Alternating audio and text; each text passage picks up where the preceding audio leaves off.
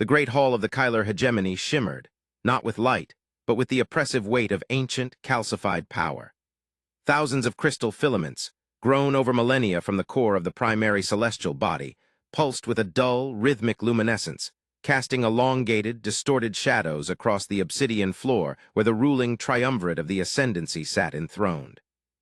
The air, thick with ozone and the scent of processed noble gas essential to Kyler respiration, felt brittle, ready to fracture under the strain of the present crisis.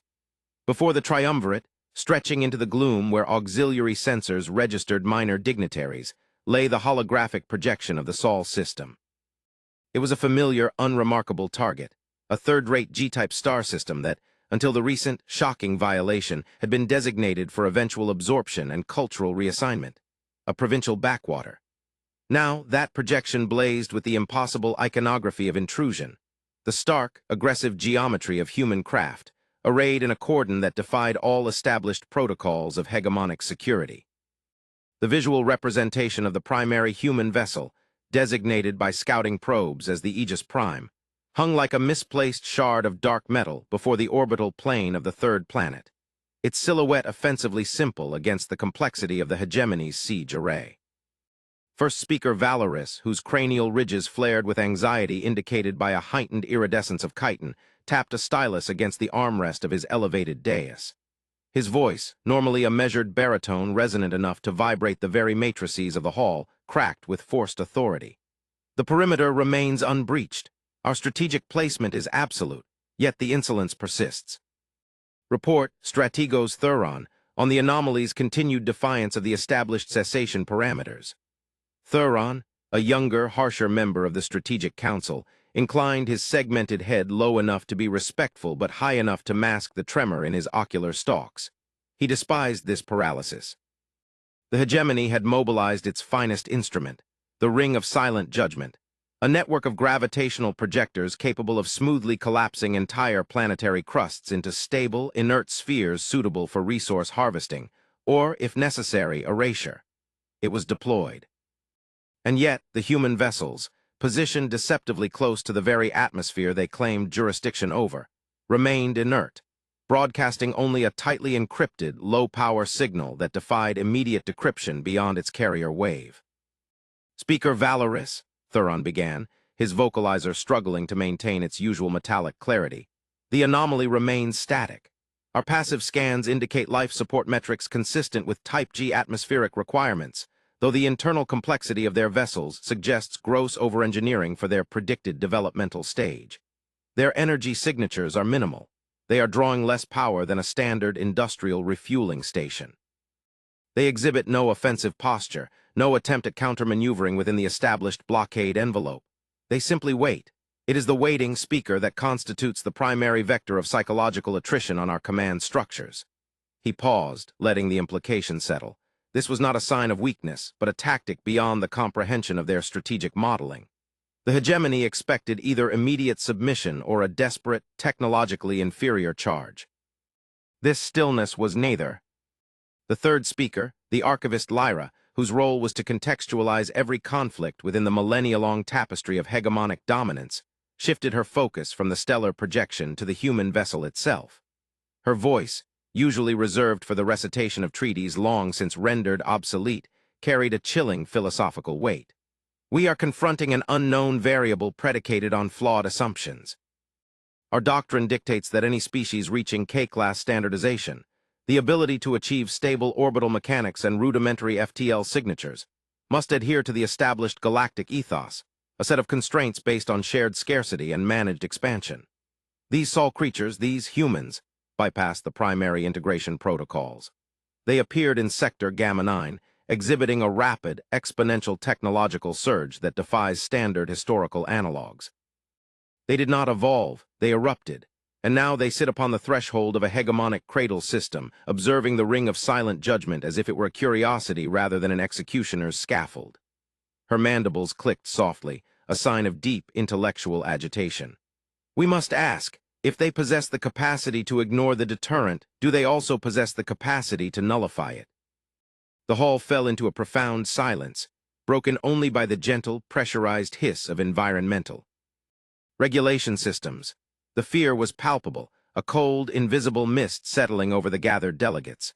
They had orchestrated empires, dismantled fledgling alliances, and navigated cosmic politics for countless cycles, always maintaining the hegemony's supremacy through overwhelming, predictable force projection. Humanity, however, was proving stubbornly unpredictable. Initial probes had categorized them as moderately aggressive, highly emotional, and technologically proficient only in specific, niche areas, propulsion and bioaugmentation, but lacking true mastery over generalized energy manipulation required for interstellar dominance. They were, by hegemonic metrics, under-equipped for this confrontation. Valoris stroked the smooth carapace of his forearm, seeking grounding in familiar texture. The initial assessment stands. Their ships are crude, over-armored relative to their mass, relying on brute force kinetic shielding rather than phase displacement matrices. Their energy output is negligible. They are bluffing, relying on the psychological impact of proximity to Sol 3, Earth as they term it. Strategos Thuron, initiate Protocol Delta 7. A low-yield, localized resonance pulse aimed at the Aegis Prime only. A warning shot across the bow. Let them feel the pressure wave of hegemonic power without compromising planetary integrity. Thuron nodded, his relief evident in the straightening of his posture. This was action. This was the application of known physics against an unknown target. He transmitted the command through the secure neural link to the primary operational centers orbiting the system's Kuiper belt.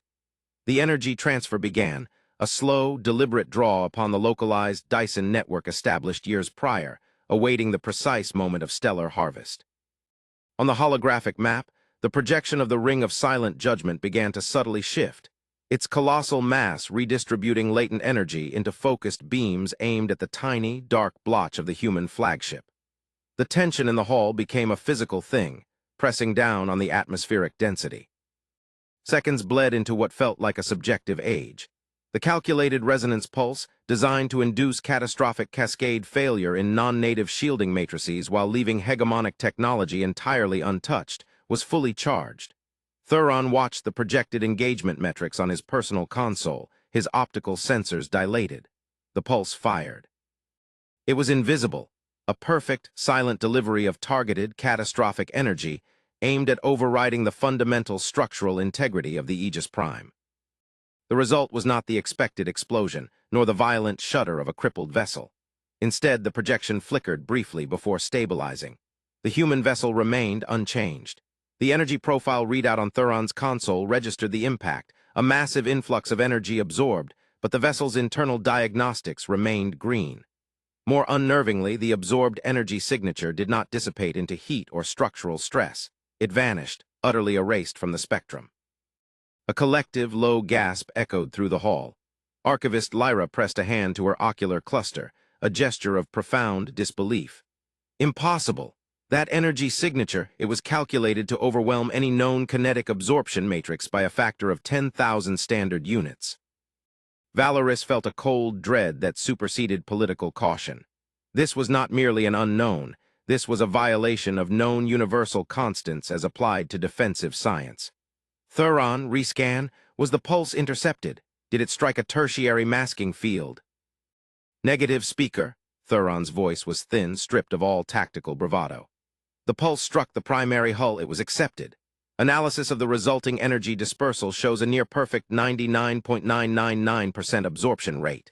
Furthermore, he hesitated, his voice dropping to a near whisper, we are detecting a minute modulated return signal from the Aegis Prime. It is not a threat nor a refusal. It is a direct communication. The silence returned, heavier now, saturated with the horrifying possibility that they had not been ignored but studied. The Kyler, the masters of the local Galactic sector, were now receiving correspondence from the entity they sought to subjugate. Valoris gestured curtly. Display the signal. Initiate universal translation matrix protocols. The holographic display shifted again. The aggressive geometry of the human ship remained, but now, superimposed over its hull, was a visual projection composed of pure, structured light. It was not aggressive color or flashing warning signs. It was a steady, almost serene pattern of intricate, symmetrical glyphs that resolved themselves rapidly into the standardized diplomatic pictograms recognized across 3 major federations, a universal language of intentional contact. The image resolved further, resolving into a specific form, The approximation. Human being, rendered in soft, neutral tones. It was a deliberate act of establishing a relatable frame of reference. The accompanying audio signal was clean, devoid of static, perfectly modulated. It spoke in the precise, synthesized dialect of the ancient, defunct Galactic exchange lexicon, a language only used for the highest-level treaty negotiations centuries past. To the governing body interpreting this broadcast, we recognize your fleet's deployment and the kinetic potential of your localized weapon systems. We acknowledge the cessation order issued by the hegemony of the Kyler. This acknowledgement is predicated upon the understanding that your intent is territorial assertion, not immediate species annihilation. We request a momentary deferral of hostile action, pending the establishment of necessary context for all participating parties. We are prepared to initiate dialogue immediately. The measured cadence, the absolute lack of emotional inflection, the calm assumption of authority, it was more terrifying than any war cry. It implied not merely power, but certainty of superior understanding. Valoris looked to Lyra, the keeper of history, the arbiter of precedent. Archivist, what is the historical precedent for a species displaying this level of tactical composure under immediate existential threat? Lyra's response was slow, weighted with the gravity of her office. Precedent suggests delusion, speaker, or overwhelming, previously uncatalogued technological asymmetry. Their absorption of the resonance pulse indicates physics we have only hypothesized in theoretical papers on zero-point energy capture, a concept we deemed thermodynamically unsound for macroscopic application. If they are not diluted, then the assumption of their inferiority is fatally flawed.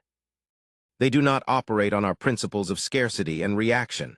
They operate on principles we have not yet discerned. Thuron, ever the pragmatist, leaned forward.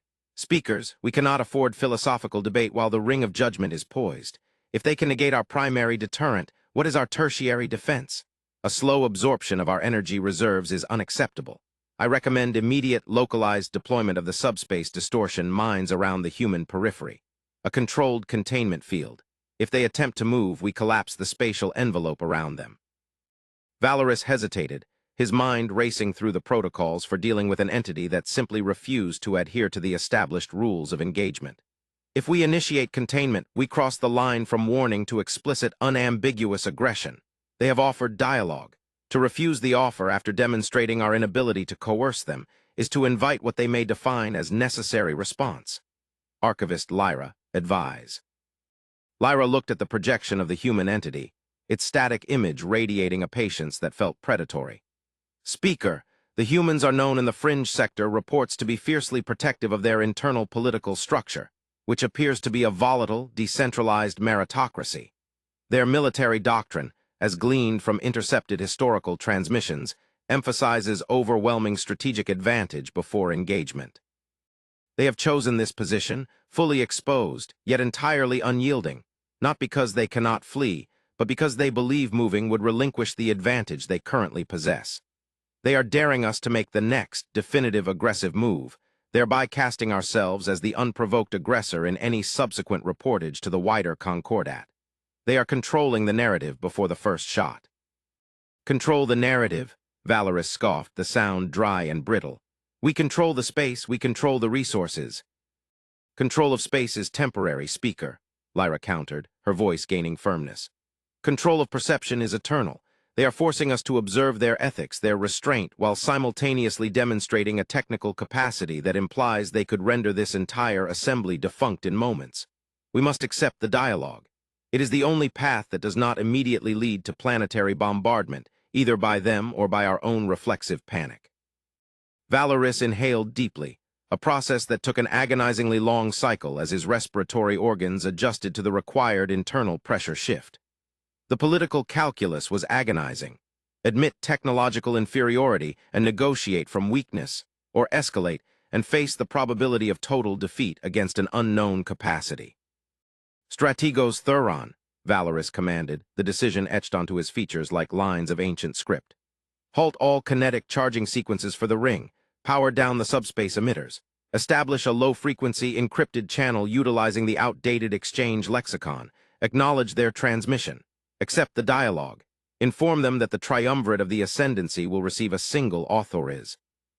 Ed Envoy from the Aegis Prime, one operative only, within the Hall of Concordance in the central diplomatic node within one standard rotation cycle.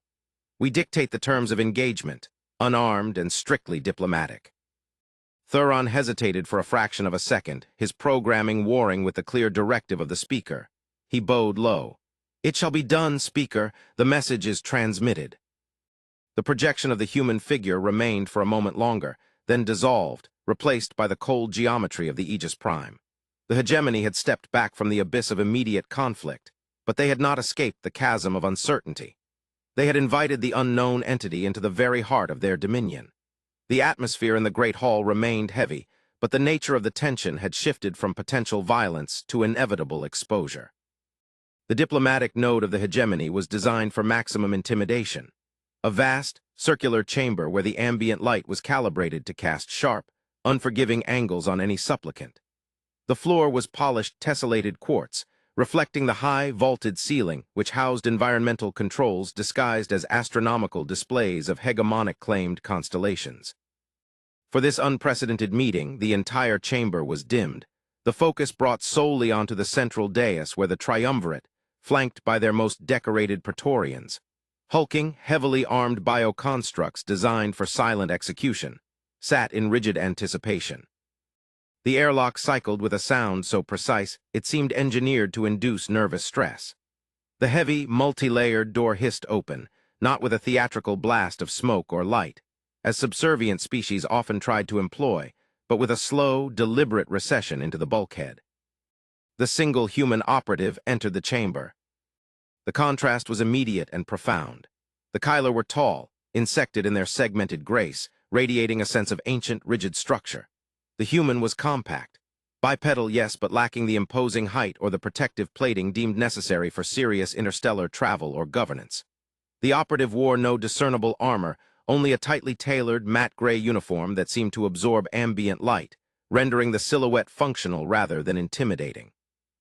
The operative was entirely unaugmented, possessing smooth, unridged cranium structure and exposed facial features that displayed a disconcerting, liquid expressiveness in the eyes. The operative moved with a measured, almost hypnotic economy of motion, neither tentative nor arrogant, simply efficient. The operative stopped precisely at the designated demarcation line, a faint glowing strip indicating the boundary for non-hegemonic diplomatic presence. The silence that followed was absolute. The human did not bow, did not gesture. It simply stood, awaiting acknowledgement. First speaker Valorous finally broke the stillness, his synthesized voice echoing slightly in the vast space. "You stand before the triumvirate of the Kyler Ascendancy. Identify yourself, operative, and state the purpose of your unauthorized incursion into hegemonic territorial space." The human's response was immediate, the synthesized voice emerging from a small, integrated throatpiece on the uniform.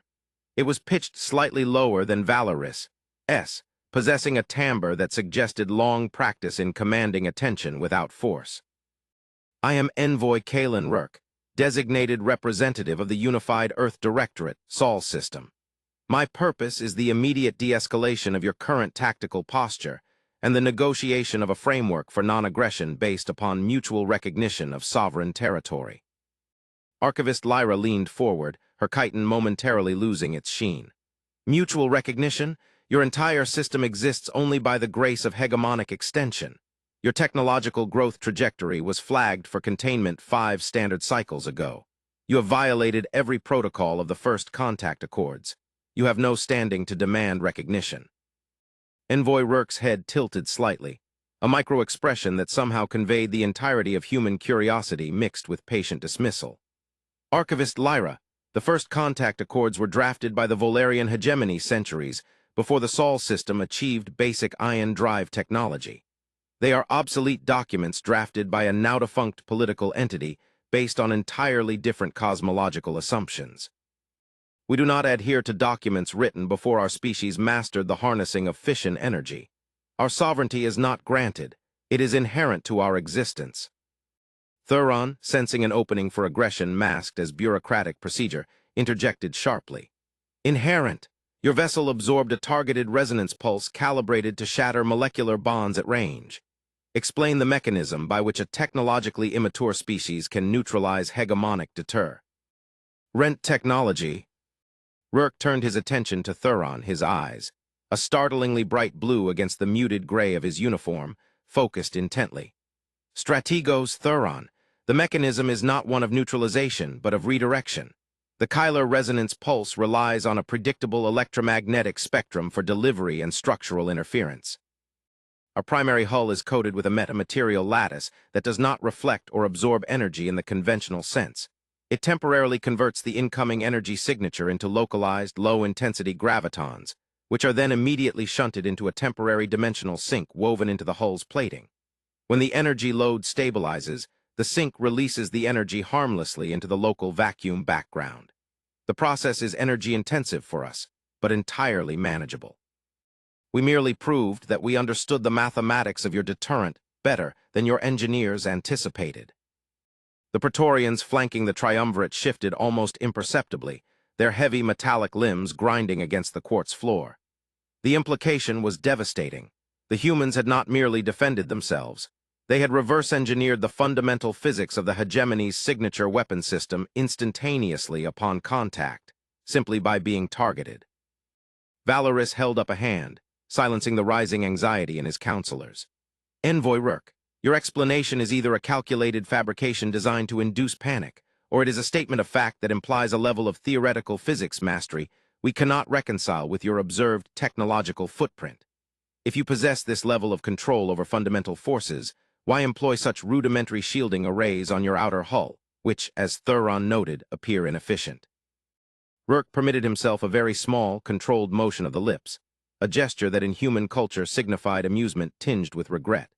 Speaker Valorous, you are asking why a species capable of weaving complex fabric utilizes a basic weave for its outer garment. The answer is logistics and ethics.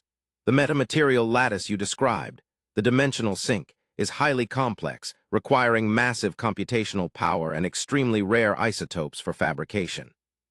To armor our entire fleet with it would require decades of dedicated mining and manufacturing, diverting essential resources from our primary development goals. He paused, letting the weight of his next words settle like interstellar dust.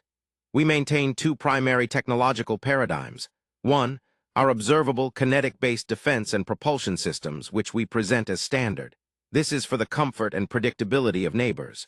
Two, our theoretical and applied manipulation of spacetime and energy conversion, which is reserved for existential threats. We did not bring the theoretical shields to this confrontation, because we did not anticipate encountering an opponent who would target a species without provocation. We deployed the shields only when it became clear that diplomacy would not commence until the threat of annihilation was rendered inert. This was the reveal. Humanity was not merely advanced. It possessed a bifurcated technological doctrine based on intentional misdirection and ethical restraint. They had deliberately chosen to appear less capable. Archivist Lyra spoke, her voice now possessing a new, serious reverence. If what you state is true, Envoy, then your initial approach to the border, the slow, seemingly vulnerable transit through the peripheral defense lanes, was also a carefully managed component of this strategy. You moved slowly to force us to focus our attention on the arrival while dedicating your hidden capacities to the defense. Precisely, Archivist, Rourke confirmed. We require a stable environment to interface with the broader galaxy. Unnecessary displays of overwhelming force invite preemptive strikes from entities who fear the unknown. We prefer to engage with entities who value dialogue, even if that dialogue must begin with a demonstration of necessary self-preservation. Valorous leaned back, the hard edges of his arrogance softening into the grim realization of strategic failure. You have dictated the terms of this encounter, Envoy Rourke, not by force of arms, but by an articulation of superior, concealed capability. You have rendered our primary deterrent meaningless without firing a single retaliatory weapon. We have demonstrated our capacity for necessary defense, Speaker, Rourke corrected gently. Now we must address your intent. Your fleet still surrounds Sol 3. We cannot begin meaningful communication while the threat of planetary erasure remains active. We require a formal, recorded withdrawal of the Ring of Silent Judgment from orbital proximity. Thuron flared with indignation. Withdrawal? You demand we dismantle our strategic posture after violating established galactic law. Rourke turned fully toward Thuron, his calm. Posure absolute. We demand the cessation of an act of aggression, strategos. Your laws are irrelevant to our existence. However, to demonstrate our commitment to resolving this through structured means, we offer a concession. Before we commit our strategic assets, the ones you have not yet seen, we will offer a key piece of information relevant to the current political climate of the hegemony. A gesture of good faith. The silence returned, now permeated by intense curiosity. What could a newcomer species offer the ancient Kyler hegemony? What information? Valorous asked, the word heavy with suspicion. We have been monitoring deep-spectrum subspace transmissions in this sector for the past 2 cycles, awaiting your confirmation of our broadcast signal, Rourke explained. We detected an anomalous, highly structured signal emanating from the region beyond the Veil Nebula, a region currently designated as hegemonic territory, but notoriously difficult to access due to localized temporal distortion fields. Lyra's composure shattered completely. Her respiration rate spiked alarmingly. The Veil Nebula anomaly? That signal has been tracked by the hegemony for millennia. We categorized it as natural stellar background radiation corrupted by deep space gravitational flux, too complex to be artificial, too structured to be random. It is beyond the effective range of our most powerful probes. Rourke nodded, his expression grave. It is not natural. It is an activation beacon, centuries in duration, originating from a structure of staggering antiquity and scale. We have successfully parsed the primary data packet encoded within the signal. It is a warning, not an invitation. He raised a hand, and a new projection bloomed in the center of the chamber, overwriting the tactical map of the Sol system. This projection was raw data rendered visually, a shimmering, impossibly large schematic of interlocking geometric shapes that defied two-dimensional representation, existing simultaneously in multiple vector spaces. This schematic, Rourke stated, his voice gaining a measured resonance, is the structural blueprint for the citadel of the progenitors, the entity that seeded the earliest known life across this quadrant before vanishing in the Great Silence. The signal indicates that the citadel, which we presume to be inert, is undergoing a full system-wide activation sequence. Furthermore, the data packet contains a critical diagnostic. The citadel's primary defensive countermeasures are being engaged, not against external incursions, but against an internal threat that has been dormant since the progenitors departed. Thuron stared at the schematic, his strategic mind momentarily overwhelmed by the scale of the implication. The progenitors? Their remnants are legends used to frighten junior officers. They are not a viable strategic factor. They are now, Rourke affirmed, and the threat they have awakened within their own ancient fortress is the reason we seek peace, not conflict. The activation signal indicates that the dormant entity is a self-replicating, hyperadaptive kinetic intelligence, a recursive plague. The progenitors sealed it away. It is now mobilizing, and its propagation vector intersects directly with the outer defenses of the Kyler sector in less than 70 standard cycles. The hall was suddenly cold, stripped bare of political arrogance, by the mention of a threat so profound, it predated the very concept of the hegemony. The Kyler prided themselves on managing galactic decline, not confronting cosmic genesis. Valorous looked at the schematics, then back at the small, steady human envoy. You have knowledge of the progenitors that surpasses the accumulated data of our entire historical archives. We possess the analytical tools to recognize complex, nonlinear coding, speaker, Rourke countered. Your historical archives are filled with interpretation of residual energy signatures. We received the source code. We analyzed the threat assessment the progenitors left behind. This was the true reveal. Humanity possessed not merely superior engineering, but superior interpretation of reality, driven by a relentless, almost compulsive need to understand the underlying mechanism of everything they encountered. They looked at the universe and saw solvable equations, while the Kyler saw immutable, hierarchical structures. If this threat is real, Lyra breathed, processing the cosmic implications, it renders our current conflict utterly trivial, a localized dispute over resource lanes versus systemic annihilation. Precisely, Rourke agreed. We require the immediate withdrawal of your fleet because engaging in warfare with us while this existential threat is approaching is strategically suicidal for both our civilizations. We cannot afford to spend resources fighting each other when the true enemy is emerging from the deepest shadows of galactic history.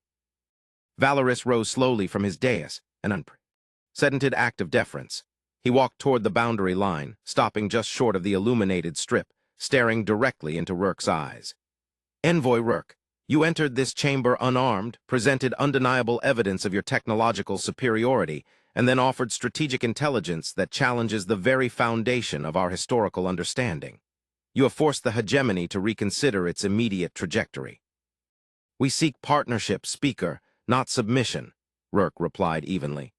We require your navigational expertise and your strategic positioning in the outer sectors to effectively intercept the progenitor threat before it reaches dense population centers. We offer the analytical framework to combat it, and the necessary kinetic force generation required to deliver the countermeasures. Valorous looked back at Thuron and Lyra. The political fear had morphed into a terrifying, shared strategic imperative. The hegemony was not accustomed to accepting aid, least of all from the species they had intended to absorb. But the schematics were undeniable. They represented a scale of engineering that dwarfed even the Ring of Silent Judgment. Strategos Thuron, Valorous stated, his voice now imbued with a chilling resignation and nascent resolve. Initiate immediate phased withdrawal of the Ring of Silent Judgment. All vessels are to reconfigure vector for defensive staging at the edge of the immediate solar perimeter. Archivist Lyra, establish a direct, unfiltered data conduit between the Aegis Prime and the central hegemonic analytical core. Envoy Rourke, you will remain here. You will be escorted to the command nexus. We will begin the analysis of this progenitor threat, now. Thuron, his face a mask of disciplined acceptance, executed the order instantly. On the tactical map, the massive, intricate web of the hegemonic siege array began to unwind, the vessels turning in synchronized, massive arcs, moving away from Earth, moving toward the edge of their known space, guided by the chilling blueprint provided by humanity. The transition from hostile confrontation to frantic collaboration was jarring, yet strangely swift. The human contingent, once only represented by Envoy Rourke, arrived in a small, specialized shuttle. Again, deceptively simple in external design, yet requiring several hours for hegemonic engineers to safely interface their docking clamps without triggering undisclosed failsafes. Rourke was accompanied by two individuals, a physicist designated Dr. Aris Thorne and a logistical strategist named Commander Jian Lee. They were not soldiers. They were operators, moving through the gleaming, intimidating architecture of the hegemony with the focused professionalism of deep space salvage technicians entering a known dangerous wreck. The command nexus, once reserved for the most sensitive military planning, was now dominated by the holographic projection of the progenitor schematic. The Kyler, Thuron, Lyra, and Valorous watched with silent intensity as the human team worked. Dr. Thorne, barely older than a newly integrated Kyler apprentice, manipulated the spectral projections with a series of subtle hand gestures overlaid with light projection from his gloves, technology so fluid it seemed like magic. The recursive nature of the construct is the primary challenge, Thorne explained to the assembled Kyler strategists, his voice calm despite the immense pressure of the situation. It does not require external resources in the traditional sense. It converts local quantum potential into mass and kinetic force. The progenitors designed it as a perfect immune response, a self-repairing fortress against entropy itself. The problem is, once activated, the parameter for self expands to include everything it perceives as a potential vector for contamination. Contamination, Lyra queried, deeply troubled. What does that imply for biological life? It implies that sentient, complex biological entities, anything that deviates from the progenitor's initial, simple crystalline structure, are classified as degradation, Thorne stated matter-of-factly. The Citadel is effectively waking up to begin a highly efficient, system-wide sterilization protocol. We have 70 cycles before the edge of the recursive wavefront intersects your furthest outposts in the outer rim. Commander Lee, meanwhile, was interfacing with Thuron's strategic models, cross-referencing the Citadel's estimated expansion rate with the known distribution of hegemonic infrastructure. Lee's approach was brutally efficient. He ignored cultural nuances and political boundaries, focusing solely on mass density and effective defensive positioning. Strategos Thuron, your fleet dispersal across the rim systems is optimized for interdiction of low-grade piracy and resource defense, Lee summarized after only an hour of review. This is entirely irrelevant now. We need rapid concentration of kinetic mass, W. Eponry, along the predicted vector of wavefront expansion, focusing on systems designated C4 through D12. We need to create a kinetic barrier large enough to force the recursive entity to spend computation cycles processing the complexity of the block, buying us time to deploy the countermeasure payload. Thuron, whose entire military career had been built on gradual escalation and political leverage, found himself absorbing radical, unfamiliar doctrine. Commander, those sectors are sparsely populated, primarily research stations and low-yield mining platforms. Abandoning them means conceding territory to the minor factions currently bordering us. Lee looked up from the data stream, his expression conveying a deep, almost paternal disappointment in the strategist's limited scope. Strategos, we are no longer discussing territory. We are discussing the continued functional existence of organized matter in this galactic arm. The minor factions will cease to matter if this contagion is not stopped. We are prioritizing defense over possession. A concept, I believe, your people have struggled with in the face of unified threat. The bluntness was unsettling, but the logic was crystalline. The humans did not calculate loss in terms of political currency. They calculated it in terms of physical annihilation probability. Valorous, watching the intense, focused interaction, addressed Rourke, who had been observing silently, his hands clasped behind his back. Envoy Rourke, you speak of countermeasures. You demonstrated the capacity to redirect our most potent energy weapon. What is the nature of the technology you intend to deploy against an entity that converts energy and matter into computational defense? Rourke stepped forward, his presence suddenly dominating the room despite his physical stature. The progenitors utilized perfect, self-sustaining systems. To combat a perfect defense, one requires an element of the imperfect, a mechanism for controlled chaos. Our countermeasure technology is derived from our observation of biological evolution itself, the very process the progenitors sought to sterilize. He activated a secondary projection, a small, contained sphere of swirling, chaotic light that seemed to resist any attempt by the Kyler sensors to stabilize its frequency.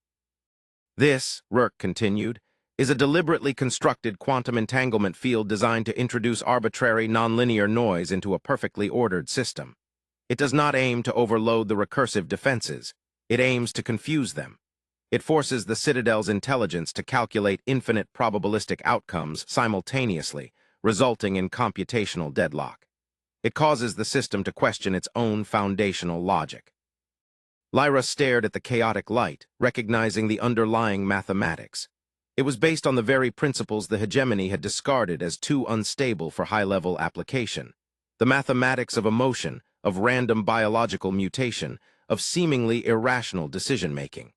The Kyler valued order, humanity weaponized disorder. This is profound, Lyra murmured. You are weaponizing uncertainty. We are weaponizing adaptability, Rourke corrected. It is the defining characteristic of our species. We are poor at maintaining perfect order, but unmatched at thriving in imperfection. The progenitors built a perfect lock. We are presenting them with an unsolvable riddle. The next several cycles passed in a blur of unprecedented cooperation. Hegemonic engineers, initially suspicious, found their rigid, elegant energy conduits seamlessly integrated with the human technology, a process facilitated by Jian Li's logistical command, which sliced through centuries of protocol stagnation. The sheer speed of the human operational tempo was staggering. Where a Kyler project would spend weeks in peer review and political vetting, the humans simply assessed, agreed on the shared goal, and executed the integration, sidestepping bureaucratic inertia entirely. The Kyler were forced to confront the reality that their political system, designed for perpetual dominance through controlled stability, was fundamentally incapable of responding to an existential crisis that required immediate, radical adaptation. They needed the human ability to pivot. As the massive hegemonic fleet began its methodical, disciplined withdrawal to the predesignated defensive line, the first of the human payload vessels, sleek needle-like ships that moved with a velocity that dwarfed the Kyler FTL drives, began to load the quantum chaos generators. Valorous stood by Rourke as the final strategic convergence plan was locked into the central matrix. The weight of his empire's survival now rested on the collaboration with the species they had sought to dominate. Envoy Rourke, Valorous said, his voice low, devoid of its former arrogance. We have ceded operational command of the kinetic forces to Commander Lee. We have granted full access to our sensor network to Dr. Thorne. If this succeeds, the Ascendancy will owe a debt that spans generations. If it fails..." Rourke met his gaze, steady and utterly calm. "If it fails, Speaker, we will all cease to possess the capacity to owe debts, but it will not fail. We understand chaos. We are chaos harnessed. The progenitors sought to remove entropy from the universe. We understand that life is entropy made manifest, a constant, unpredictable fight against stagnation. That is our strength." He paused, leaning slightly closer, communicating a private certainty that transcended the data streams flickering around them. "We did not come here to fight you, Speaker Valorous.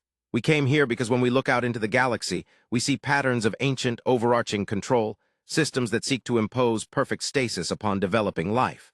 The Kyler were one such pattern, albeit a manageable one. The progenitors represent the ultimate, final iteration of that philosophy. And that philosophy, applied universally, is death. This was the ethical core of the HFY narrative, revealed not in battle, but in alliance. Humanity did not seek conquest. It sought the right to exist chaotically, and by extension, the right for all others to do the same, even if that required confronting cosmic tyrants that predated the hegemony itself. The initial contact with the Citadel's recursive wavefront was a spectacle of physics pushed past the breaking point. The leading edge of the progenitor defense, which manifested as a region of warped spacetime where all known physical constants seemed to momentarily invert, reached the hegemonic staging line.